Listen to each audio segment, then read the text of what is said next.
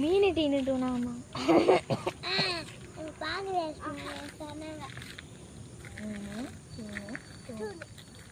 மீன் எங்க அப்பா பேர் மீன் டீனு சூடு சூடு எங்க வீட்டாண்ட இருக்குது வீட்டாண்ட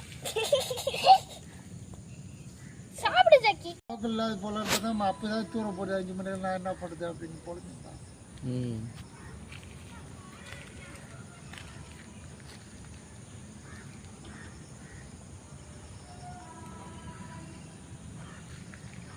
செப்பல் போ